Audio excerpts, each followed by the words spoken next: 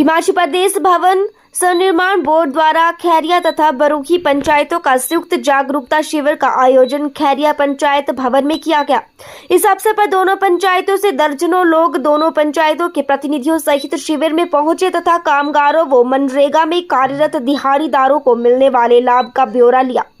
जानकारी देते हुए संबंधित अधिकारी लोकेश शर्मा ने बताया कि भवन एवं अन्य सुनिर्माण कामगार अधिनियम 1996 के अनुसार सभी कामगार जो भवन निर्माण कार्य, मार्ग, सड़क, सिंचाई जल, तटबंध, बाढ़ नियंत्रण, वर्षा जल निकास कार्य, वितरण जल संबंधी कार्य, विद्युत लाइन, टेलीफोन तार, ओवरसीज संचार माध्यम, बांध, नहरों, जलाशयों, सुरंगों, पाइपलाइनों, टावर के निर्माण कार्य अथवा मुरम्मत रखरखाव संबंधित कार्य कर रहे कामगार कल्याण बोर्ड में पंजीकृत हो सकते हैं।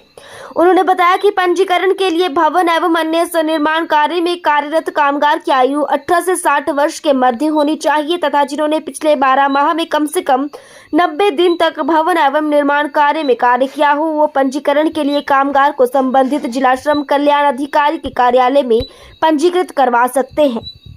हाँ जी सर, नमस्कार। नमस्कार सर, किस तरह का कैंप आज यहाँ पर खैरिया पंचायत में आयोजित किया गया, क्या कुछ जानकारी जो है वो आप हमारे दर्शकों को देना चाहेंगे? जी सर, नमस्कार। मैं Lokesh Sharma as AWO district Kamraj Dharamshala से आज ग्राम पंचायत 2/9/2024 को ग्राम पंचायत खैरिया में विकासखंड नूरपुर के अंतर्गत एक जागरूकता शिविर अभियान का आयोजन किया गया था, जिसमें कम से कम 70 से 80 लोग उपस्थित हैं। इन सभी को हमने हमारे कामगार कल्याण बोर्ड के द्वारा चलाई जा रही विभिन्न प्रकार की योजनाओं के बारे में अवगत करवाया और इन तमाम प्रकार की योजनाओं का बेनिफिट्स लेने के लिए हमारे कार्यालयों में सबसे पहले पंजीकरण करवाना अनिवार्य है। पंजीकरण करवाने के लिए जिसमें किसी भी लाभार्थी या कामगार की कम से कम पिछले 1 साल में 90 दिन कार्य किया होना चाहिए और उसकी आयु 18 से 60 साल के बीच होनी चाहिए। जो कार्य प्रमाण पत्र है वो या तो उसने निजी क्षेत्र में कार्य किया हो, मनरेगा के अंतर्गत कार्य किया हो या किसी ठेकेदार के पास कार्य किया हो। इसके साथ साथ इसमें आयु प्रमाण पत्र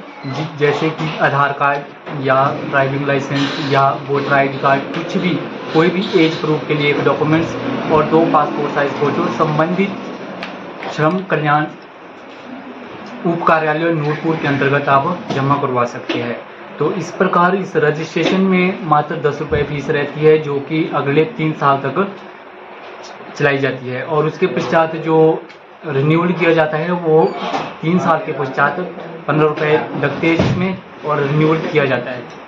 सर, क्या कुछ लाभ जो हैं वो लाभार्थी को इस दौरान दिए जाते हैं? कुछ एक पूरे तो मैं नहीं कह पाऊंगा, वो बाद में एडिट कर देंगे, लेकिन कुछ एक लाभ जो कि लोगों को इसमें दिए जाते हैं। इसके बारे में आपको बताऊंगा कि हमारे कामगार कल्याण बोर्ड के द्वारा जो तमाम योजनाएं इस समय चलाई जा रही है, 13 प्रकार की योजनाएं हैं, जिसमें पहली शादी हेतु वित्तीय सहायता हमारे कामगार कल्याण बोर्ड की तरफ से 51,000 रुपये शादी हेतु वित्तीय सहायता के तौर पर दिए जा रहे हैं। उसके पश्चात दूसरी है मातृत्व एवं पितृत्व सुविधा, जिसमें अगर कोई महिला पंजीकृत है तो उसके लिए 25,000 रुपये एक टाइम में और मातृत्व अवकाश जो कि न्यूनतम मजदूरी की दर से 60,000 रुपये बनते हैं वो भी उसको प्रदान किए जाते हैं। अगर उसका पति कोई लाभार्थी पंजीकृत है तो उस सिचुएशन में उसको 7,000 रुपये की राशि हमारे कामगार कल्याण बोर्ड की तरफ से प्रदान की जाती है। इसके साथ साथ चिकित्सा सुविधा जिसमें 50,000 से लेकर 5 लाख तक है और शिक्षा हेतु वित्तीय सहायता जो कि 8400 से लेकर 1,20,000 रुपये तक हायर एजुकेशन तक उस हिसाब से है और पेंशन सुविधा है। उसके बाद मृत्यु हेतु वित्तीय सहायता, अगर किसी की एक्सीडेंटल या नेचुरल डेथ हो जाती है तो उस सिचुएशन में उसको 4,20,000 रुपये उसकी नॉमिनी को और अगर नेचुरल होती है तो 2,20,000 रुपये उसके नॉमिनी को डायरेक्ट उसके खाते में ट्रांसफ़र किए जाते हैं। और उसके पश्चात मुख्यमंत्री आवास योजना के तहत अगर किसी को ग्रामीण विकास अधिकारी के द्वारा पहले से सैंक्शन हुआ है तो उसके लिए ही हमारे कामगार कल्याण बोर्ड की तरफ से 1.5 लाख रुपए की राशि प्रदान की जाती है। Thank you sir, thank you.